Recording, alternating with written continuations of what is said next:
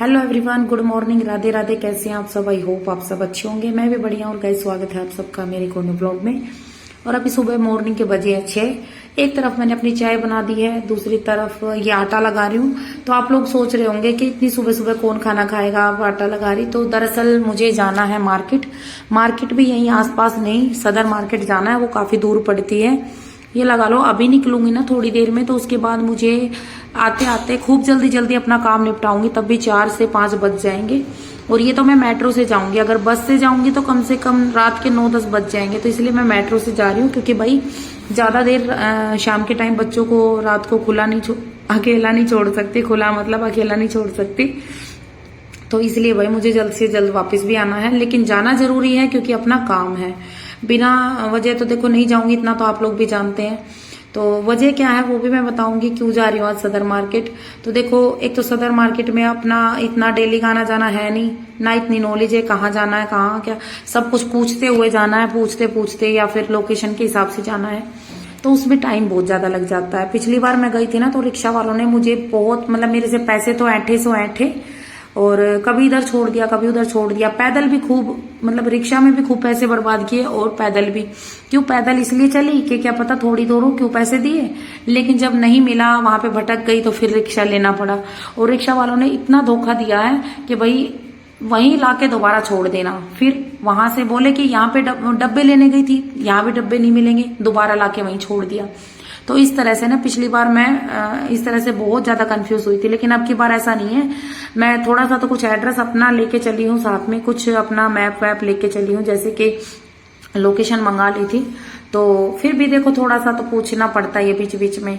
तो अभी जो है मैंने बच्चों के लिए खाना बना दिया था, और कुछ एक्स्ट्रा ही बना के आई हूँ, ताकि भाई दिन में भूख लगे मेरे आने के टाइम तक, तो बच्चे कुछ खा ले। कुछ खाने का भी सामान रख के आई हूँ, आम वगैरह। और भाई मैं अपनी 2 पराठे बांध के लाई हूँ कि भाई रास्ते में कहीं खा लूंगी। लेकिन सच बताऊं ना, मुझे कहीं भी टाइम नहीं मिला। पूरी मार्केट में ऐसे अपने काम से घूमती रही, और उसी के चलते फिर मैं वापस मेट्रो में ही चली गई, मतलब घर ही आ गई, लेकिन मुझे खाने का टाइम नहीं मिला। और आके मैं 4 बजे घर पहुंची थी, तब मैंने खाना खाया था। 4 बज गए थे मुझे घर आने में।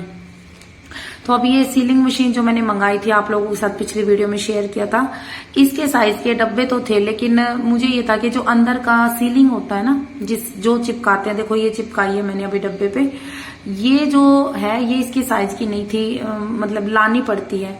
तो उन्होंने बोला था कि अगर आप आ जाओ तो हम आपके, देखो मुझे थोड़े से और मजबूत डिब्बे बनवाने थे, इनसे भी मजबूत, क्योंकि कुरियर में क्या होता है कि वो लोग फेंकते हैं, उससे एक तो देखो भले ही मैंने सीलिंग का बंदोबस्त कर लिया, लेकिन फिर भी टूटने का डर रहता है। तो मैं और अच्छे डिब्बे देखने के लिए गई थी। अभी देखो अगर हम ऑनलाइन मंगाते हैं तो फोटो से पता नहीं चलता मजबूत है कि कैसा है, एक तो ये कारण था जाने का। दूसरा भाई अपने डब्बों के हिसाब से सीलिंग लानी थी। तीसरा ये था कि एक बार मशीन ना, वैसे तो देखो आजकल हम ऑनलाइन कुछ भी सीख सकते हैं, लेकिन फिर भी एक डेमो के लिए कि चलो भाई उनको आती है वो बता देंगे। वो कह रहे थे मैम आप मशीन ले आना, हम आपको अच्छे से सिखा देंगे। तो उन्होंने मुझे एक छोटा सा डेमो दिखाया था, तो जिससे कि भाई मैं सीख के आई हूँ। और वैसे तो मैंने सारे पार्सल पैक कर लिए हैं, कम से कम 35-40 पार्सल हैं। तो एक ये मैंने आप लोगों को दिखाने के लिए एक डब्बा छोड़ा था कि मैं आप लोगों के साथ शेयर कर सकूं कि किस तरह से सीलिंग लगा रही हूँ मैं। तो ये मैंने सील इस पे लगा दी है, आप लोग भी देख लो। तो भाई देखो ये मशीन काफी महंगी आई है, लेकिन मैंने ये सोच के मंगा ली कि देखो जो अचार मेरा नुकसान होता है रास्ते में ना, तो वो वापस आता है, वहीं अटका पड़ा रहता है। तो उसका ये है भाई, ये तो एक बार पैसे पड़ेंगे, और उसका तो ये है कि अगर मैं ये नहीं लूंगी तो ये काम तो होना ही होना है आगे भी। तो मैंने ये सोच के कि भाई चलो महंगी तो महंगी सही, कम से कम एक बार ही थोड़ा सा देख लेंगे। और उसमें तो बहुत ज्यादा नुकसान हो गया था, अब और नहीं बर्दाश्त कर सकती। तो भाई ये रात के बजे हैं अभी 11:15, मतलब 11:15 तक मैंने लिखे थे एड्रेस। और एक आंटी जी ने मुझे बोला था बेटा मतलब पर्ची बनी बनाई हुई आती है, आप वो ले लो। तो वो लेने के लिए मैं मार्केट जाने का मुझे टाइम नहीं मिल पा रहा है, तो इसलिए अभी की बार तो मैं बना लेती हूँ। नेक्स्ट टाइम देखती हूँ अगर कहीं बनी बनाई मिल गई तो फिर खाली एड्रेस लिखना रह जाएगा। अभी तो मुझे बहुत टाइम लगता है फिर भी। तो सीलिंग मशीन आ गई है, उससे मुझे काफी फर्क पड़ा है। क्योंकि देखो पहले क्या होता था कि हालांकि सेफ्टी मैं अब भी पूरी कर रही हूँ, अभी भी मैंने पूरी सेफ्टी की है, पन्नी अंदर डाल के तब अचार पैक किया, लेकिन फिर भी मैंने सीलिंग लगाई है। क्योंकि देखो जो टेम्पो में लोड होके जाते हैं ना ये सारे जो भी पार्सल है, वो लोग फेंकते हैं या फिर भारी चीज के नीचे दबा देते हैं, जिससे दिक्कत आती है। तो भाई अभी मैं ये पार्सल मैंने सीलिंग करके और टेपिंग करके और अभी मैं इनको छांट रही हूँ। जैसे मैंगो का एक तरफ, मिर्ची का एक तरफ, नींबू का एक तरफ और जो बाकी के अचार है आंवले का, कटहल का, वो एक तरफ। इस तरह से मैं इनको रख रही हूँ, क्योंकि फिर ऐसा है कि मैं खाली एड्रेस लिया और पॉलिथीन में डाला और फिर मैं डब्बा आम में से आम उठाया डाल दिया, इस तरह से तो भाई आसानी हो जाएगी। तो भाई इन पे सीलिंग मैंने रात को लगा दी थी 9 साढ़े 9 बजे तक, ठीक है। उसके बाद मैंने बनाया खाना और खाना बना के खा के बर्तन धो के फिर मैं बैठी थी एड्रेस तैयार करने। तो रात को मेरे को 11:15 तो एड्रेस लिखते लिखते हो गया था। उसके बाद 15 से 20 मिनट जो है भाई ये सारी चीजें समेटने में लग गई थी। तो मैं 12 बजे सोई थी और सुबह में मैंने बचे हुए एड्रेस तैयार किए, क्योंकि रात को नींद आने लग गई थी। मैंने सोचा कभी नींद में गलत कर दूं, तो इसलिए फिर मैं रात को सो गई थी। सुबह उठ के मैंने चाय पी के स्टार्ट किया था ये काम और अभी भी मेरे को 10:30 हो गए हैं, क्योंकि देखो थोड़ा बहुत अपना घर का भी किया है और जो बाकी के पार्सल बचे हुए थे वो भी तैयार किए हैं। तो आज अब की बार ये कम से कम 35-40 पार्सल हो जाएंगे भेजने में। तो लग रही हूँ मैं, अभी जीवांशी और मायरा सोए हुए हैं, तो सिर्फ मैंने चाय पी है और मैं लग गई अपने काम पे। और देखिए अभी भी मुझे कितनी पैकिंग करनी पड़ रही है, क्योंकि ना अभी भी ये लास्ट है, मतलब कि अब तो सीलिंग का ऑप्शन था कि भाई सीलिंग नहीं है तो बिना सीलिंग के तो कोई मतलब ही नहीं बनता लीकेज प्रोडक्ट भेजने का। तो अब तो वो प्रॉब्लम भी दूर हो गई है मेरे ख्याल से, अब तो नहीं होना चाहिए, है ना। तो देखते हैं भाई अब की बार कैसे क्या पहुंचता है। भगवान करे अब की बार कोई पार्सल ना रुके, ना लीकेज हो और मेरा नुकसान ना हो। और आप सब भी आशीर्वाद दो कि भाई, और भाई दुआ करना कि भाई अब की बार कोई दिक्कत ना हो, क्योंकि देखो इतनी महंगी मशीन लेने का सिर्फ और सिर्फ यही मकसद था कि भाई लोगों तक जो भी अचार मंगा रहे हैं सब तक टाइम से पहुंचे और लीकेज ना हो, जिससे कि मुझे नुकसान ना खाना पड़े। क्योंकि देखो मेहनत में तो मैं अपनी तरफ से कोई कसर छोड़ नहीं रही हूँ। आप लोग सोच सकते हैं रात को 12 बज गए थे, सुबह वही 5:30 उठ गई थी और अब लग गई हूँ अपने काम पे। पूरा दिन ऐसे ही जाने वाला है, 2:30 बज जाते हैं खाना बनाने में और खाने में। मिल जाए तो मिल जाए, नहीं तो बच्चों को खिला के फिर इसी में लग जाती हूँ। रात को सिर्फ 4.5 घंटे मिलते हैं सोने के लिए। तो अब आप बताइए मेरी तरफ से कोई मैं मेहनत में कसर छोड़ रही हूँ तो बताओ। लेकिन फिर भी कुछ लोगों का यही मानना है कि भाई पता नहीं क्यों सिंपैथी गेन कर रही है, सिंपैथी ले रही है। अरे सिंपैथी वो लोग लेते हैं जिनको, जो बस सिर्फ और सिर्फ बातें बनाते, काम नहीं करते। मैं अपनी तरफ से कोई कसर छोड़ रही हूँ मेहनत करने में तो बताना।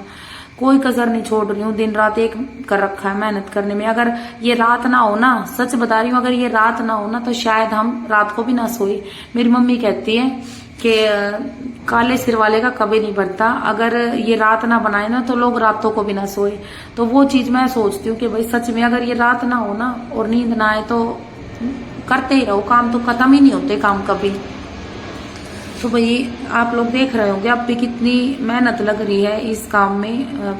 फिर भी चलो एक बार लग जाए, कम से कम पार्सल लीकेज नहीं होंगे, बहुत बड़ी हेल्प हो जाएगी मेरी इस मशीन से ये, ठीक है। तो भाई अभी सारा काम पड़ा है बताऊं तो आप लोगों को, क्योंकि सुबह उठते ही चाय पीते ही सबसे पहले जो बचे हुए एड्रेस थे वो तैयार किए। उसके बाद मैं अचार में लग गई थी और अब इनको पार्सल तैयार करके बैग में भर के एक साइड कर दूंगी। उसके बाद फिर मैं अपना काम मतलब वीडियो का करूंगी, उसके बाद खाना बनाऊंगी, उसके बाद जो है चाहे मेरे को 2:30 से 3 बज जाए पोचे वोचे मेरे और सारे काम में, लेकिन ये काम जरूरी है क्यों भाई ये इस काम से घर चलता है, तो ये काम सबसे पहले है। हाँ, अचार वाले रूम में मैं पहले कर देती हूँ और एक बार जब ये मैं सारा अचार डाल देती हूँ ना, एक बार तब कर देती हूँ साफ सफाई। तो अचार वाले में तो मुझे भाई रखना पड़ता है, क्या करें। बाकी ये है उस साइड का तो जीवांशी भी निपटा देती है थोड़ा बहुत मायरा के साथ मिलके, और जीवांशी तो बहुत हेल्प कर देती है भाई मेरी। जो ऑफलाइन अचार लेने आते हैं ना, उनके जो अचार है उनके डाल तो मैं देती हूँ, लेकिन रबड़ जीवांशी लगा देती है, पन्नी में डाल देती है। और भाई जब भी कोई घर पे मेहमान आता है जैसे अचार लेने के लिए, तो जीवांशी सबके लिए नींबू पानी बना देती है फटाक से। तो इस तरह से भाई मुझे हेल्प मिल रही है। देखो अगर मैं नींबू पानी बनाने बैठूंगी तो मेरा फिर अचार वचार लेट हो जाता है, वीडियो का भी काम है भाई। तो जीवांशी मेरी बहुत हेल्प कर रही है और भाई दिन रात एक कर रखा है, मेहनत करने में कोई कसर नहीं छोड़ रहे हैं। फिर भी देखते हैं भाई भगवान क्या जो है, खैर बहुत सपोर्ट मिल रहा है भगवान जी का भी, बालाजी महाराज ने बहुत कृपा कर रखी है। भाई इतना बहुत है। और कहते हैं ना कि मेहनत तो रंग लाती है, तो एक दिन मेरी मेहनत रंग लाएगी, जरूर लाएगी। और अभी जो है जीवांशी को मैंने बोला बेटा अब पैकिंग तो लगभग हो गई है, बस खाली पार्सलों के नाम चेक। देखिए कितना मतलब ऑनलाइन में और ऑफलाइन में आप लोग फर्क देखिए कितना है। ऑनलाइन में तो अभी देखो आप लोगों ने देखा होगा रात के 12 बज गए थे एड्रेस लिखते लिखते, फिर भी बच गए वो सुबह किए। फिर अचार तो मैंने कल ही डाल के रख दिया था डब्बों में, फिर सीलिंग करके रख दिया था।